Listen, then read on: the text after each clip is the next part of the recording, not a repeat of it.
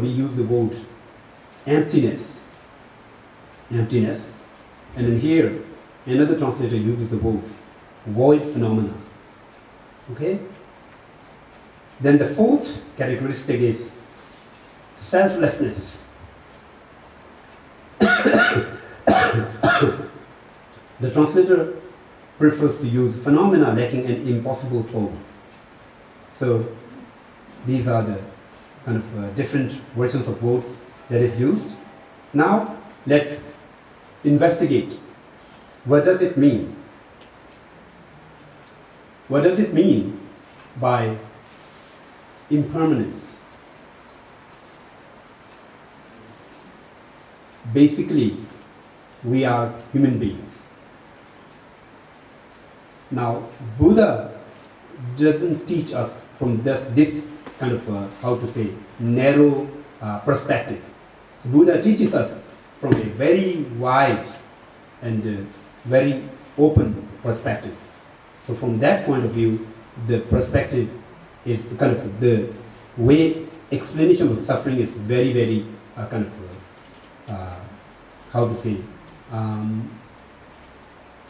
very profound.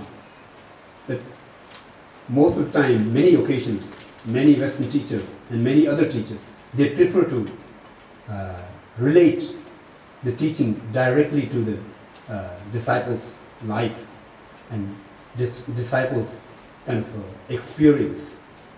But how authentic it is, there is always a big question mark. Of course, it may be applicable, it may be kind of practical to help the immediate disciple if we keep doing that.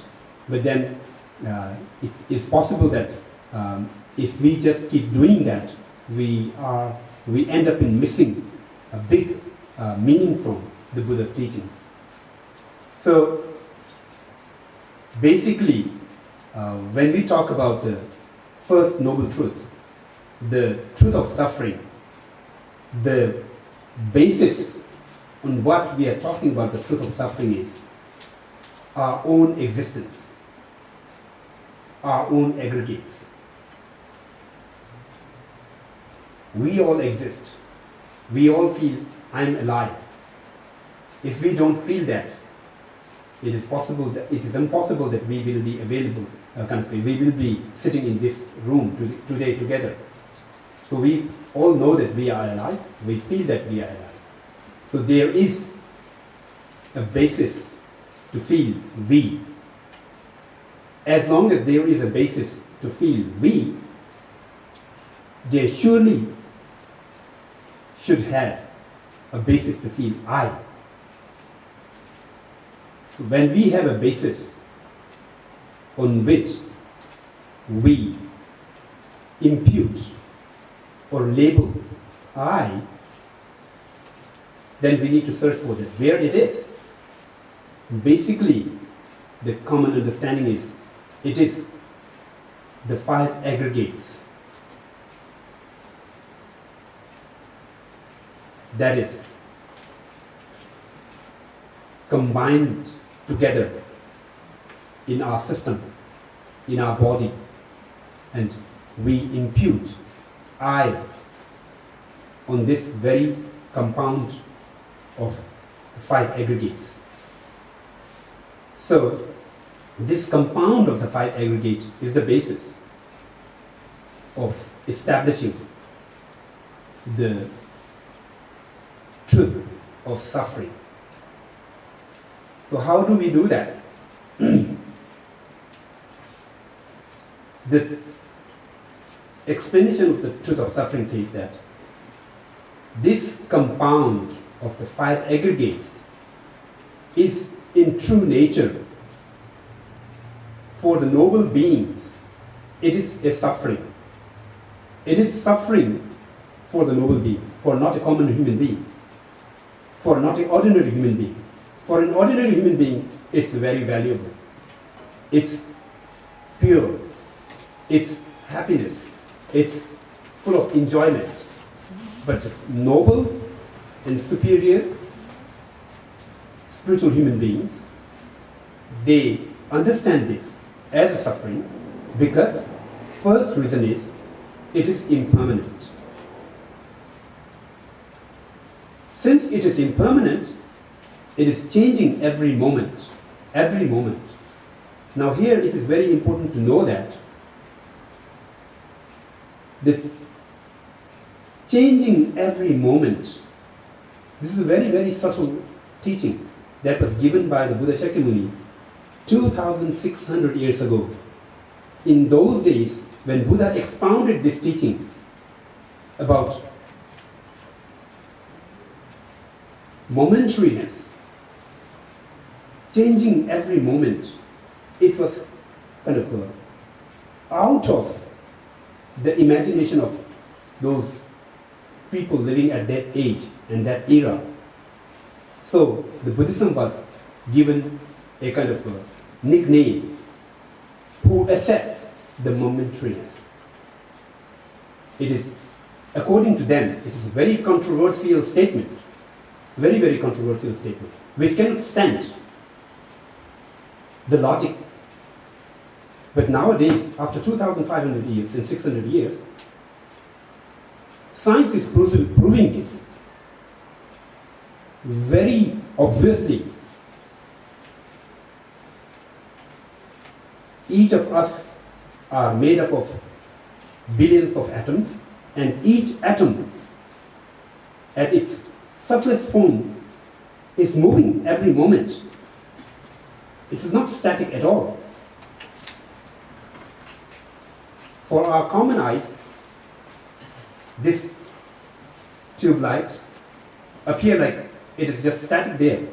But in reality, if we look through the scientific kind of those gadgets, then we will come to understand every moment it's moving, it's blinking, but blinking is so fast that we can notice it. So this is kind of an amazing exposition done by the Buddha without any kind of those how to say, very, very complicated machines 2,600 years ago, which was kind of negated by people in those days, and then they even given a kind of a controversial name. Nowadays, the followers of those tradition, they too say that now there is nothing controversial in what Buddha said in those days. So this is kind of an amazing exposition that the Buddha had done. So this is very important first kind of characteristic or the aspect of the five kind of this compound of five aggregates. Then next reason, in true nature, according to the superior beings, this very compound of the five aggregates is suffering because it suffers. It suffers from time to time. Surely if we look into ourselves, if we do an introspection, there will be a lot of chances in our life we suffer. It is not necessary that it needed to be a kind of physical pain. There are mental agonies, there are dissatisfaction, there are a lot of kind of uncomfortable circumstances that we go through. So as long as we have this kind of compound of the five aggregates, that characteristic exists there. So this is the second characteristic. Then the third is the emptiness. Emptiness actually, in this level, is not the emptiness that goes to the very profound level. At this moment, the emptiness is like empty of kind of clean nature. What basically we feel like our own aggregate, our own physical being is clean. We see that is dirty, there is dirty, that is also dirty. I am clean. That's quite natural for us. But in reality, it is kind of absent of real kind of purity and cleanliness. If we look into it, then we will come to understand.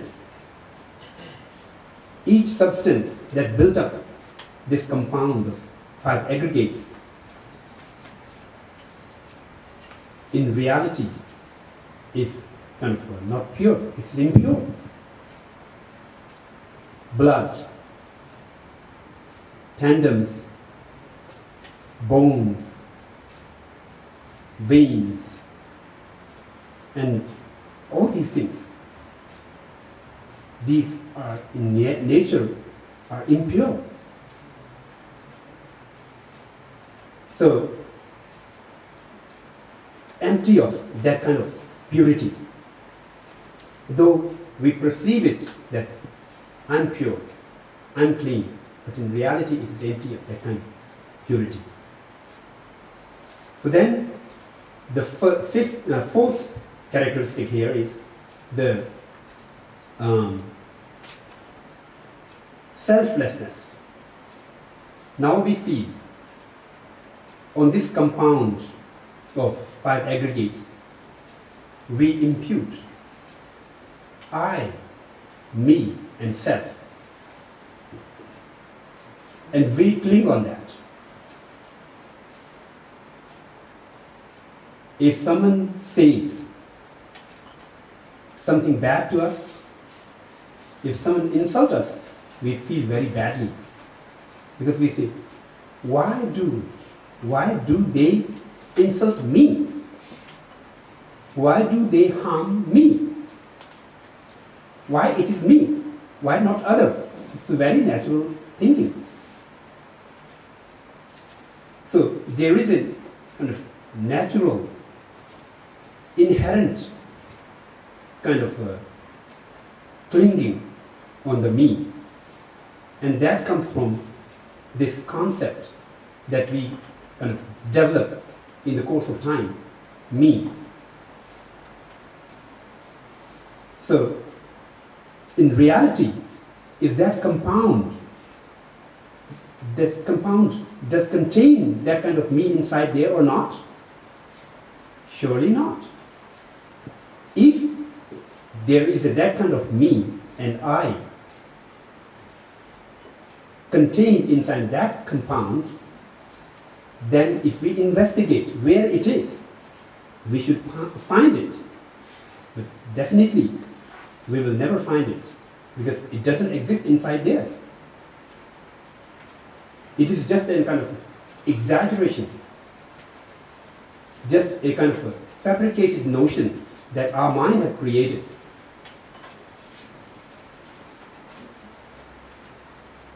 Our conceptual mind had created it.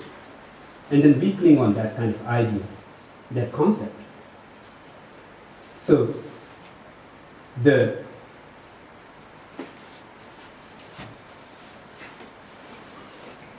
this compound of 5 aggregates is absence of the self. So we say selflessness. So these are if we understand this, then it really helps us to understand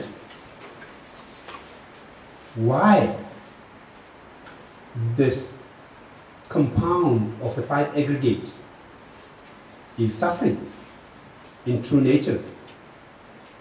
Why it is understood as a true suffering by the superior beings. By the beings, those have attained higher levels of attainment in the spiritual practices. So it goes on like that. So this is a different way of exposition or the explanation of the truth of suffering, but it works in its own way. The other way of explanation is different, but it helps. So this is not contradicting. it is a different style of kind of guiding the disciples and guiding the practitioners. So then we go further with the second noble truth.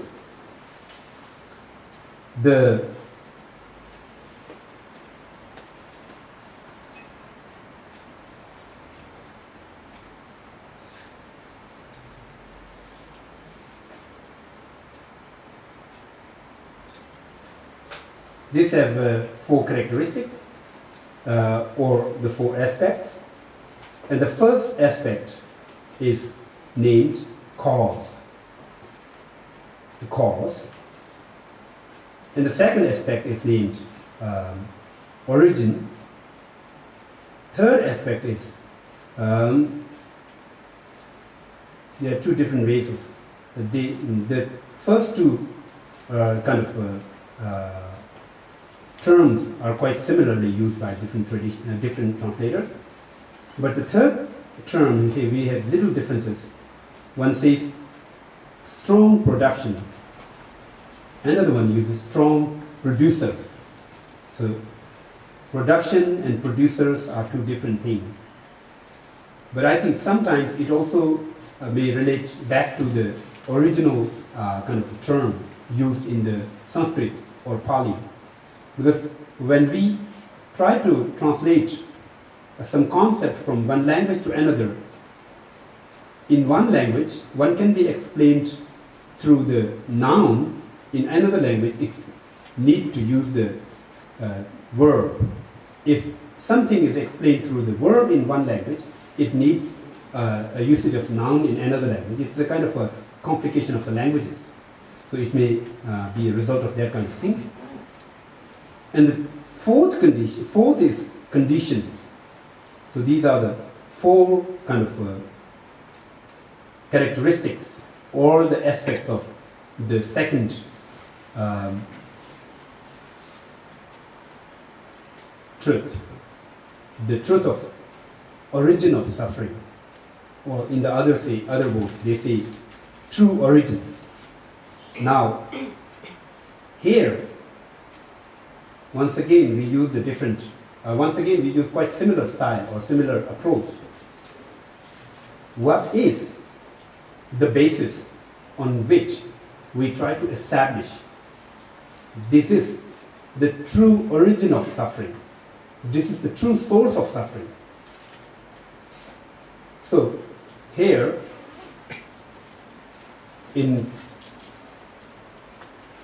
according to the kind of southern tradition, mostly they focus on using the craving as a true source of suffering. But in Mahayana tradition and in Tibetan Buddhism, it is not just the craving. It is a much wider kind of a subject. In the Sanskrit word, we use the word klesh, which stands for, now in a kind of a modern kind of translation, in English we use the word delusion. But the accuracy of the word, there is always a question mark. Either it is a kind of a delusion or whatever it is.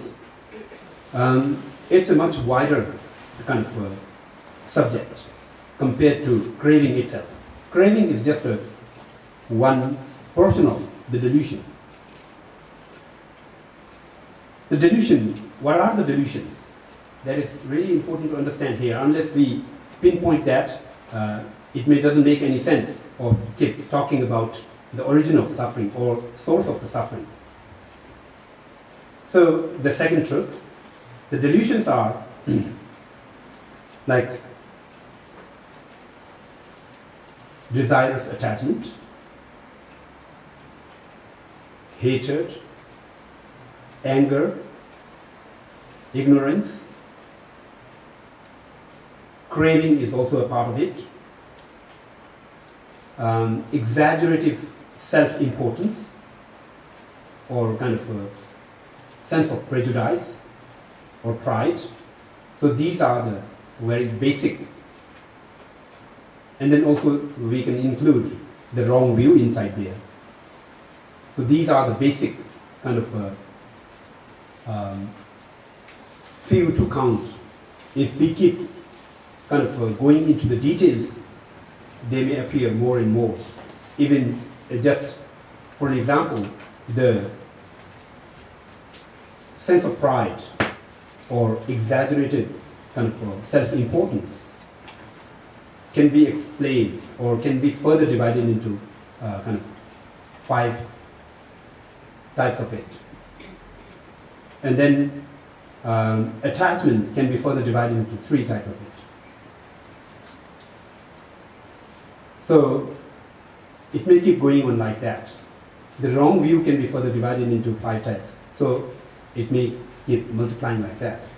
So briefly, these are the sort of the different emotions, or in the other sense, we say afflictive emotions, which also is quite similar to the delusion. So afflictive emotion is based here, the basis of establishing. All these afflictive emotions are the source of unhappiness, source of suffering. But basically what we understand, all these are important. We feel like if we don't have desire, then we cannot survive. Because if we don't have a desire, I will not work hard enough to earn a living. If I don't work hard enough to earn a living, I cannot earn a living. I cannot survive. So that is a very common concept. In the other sense, if we say, oh, if we don't have anger, oh, I cannot survive. Anger is necessary to protect me. That's a common concept. And if you say, sense of pride, if we don't have that, then we cannot be successful. So, from that point of view, we feel like all these things are necessary for survival, necessary for happiness, necessary for accomplishment. So we never see that these are disturbing things. But here, Buddha explains it from a different angle. Buddha says that these are true source of unhappiness, the suffering. The first thing is these things causes the suffering. Surely, if we sit down and investigate thoroughly, we will come to understand that desire produces a lot of suffering in our life. Many of our sufferings are related to the desire. Nowadays, we have more and more diabetic people. To some way, it is related to unhealthy eating habits. And that is related to desire. Craving. So, and the other way, like from time to time, we end up in making enemies because of our anger and hatred and extreme desire and ignorance or whatever it could be. So when we have more enemies, surely that will make us suffer. So our enemy will surely never take care of us. They will try to harm us. So that is how it works.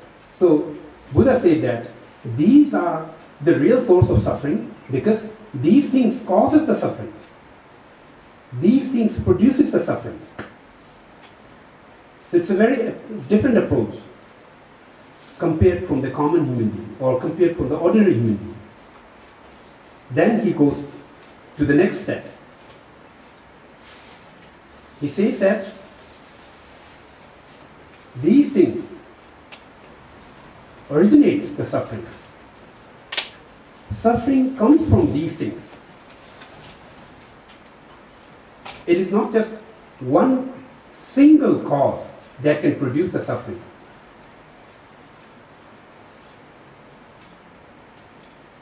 For production of a suffering, surely there is need of multiple causes and the conditions. So when these things come together, they surely have this capability to originate, produce the suffering. So this originates the suffering, these things. And then he further says that it is not just that. These things produces the suffering in a very strong manner. Maybe from time to time, suffering may come from some other causes. Maybe we say, if there is a natural disaster, that may also cause a suffering. But suffering caused by a natural disaster is kind of very limited. There are very few chances of that kind of suffering. But these kind of things, they constantly keep producing suffering. So when they produce the suffering, it is not just that kind of, weak suffering that we get. It's very strong and powerful suffering that is produced by these kind of things. And then upon that, the fourth condition here is the conditioning. Because of we having these things, it creates a condition to produce the suffering. In certain occasions, even if they directly don't produce the suffering, but they create the condition which will produce a circumstances which will directly produce the suffering. So it conditions. So from that angle, the delusion or the afflictive emotions, which as a common human being or an ordinary human being see as a source of happiness and necessary for the survival, in reality, according to the understanding of superior beings, is the source of suffering, is the source from where the suffering originates. So that is the way. If we come to understand these characteristics properly, then we will come to understand, wow, the values and the characteristic that we used to believe is helpful and is necessary for our joy in life and survival itself is causing all these problems and all these troubles. Then comes the next third noble truth. The third noble truth is cessation of suffering. That means the state where the suffering has already ceased completely. Now here, in other kind of translation, they use true stopping. True stopping. This is a kind of rarely used kind of term. So, first characteristic of that is the cessation itself, the ceasing, or in the other translation they say stopping. And the second characteristic is pacification. Same in the other translation. Then the third characteristic is being superb.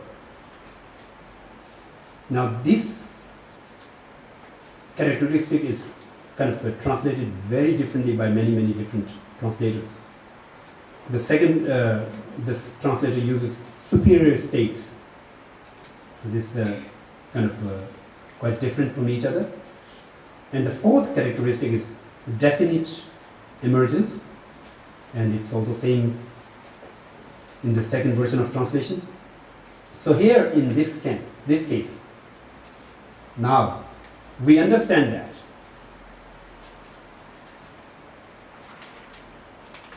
there is a suffering which is harmful,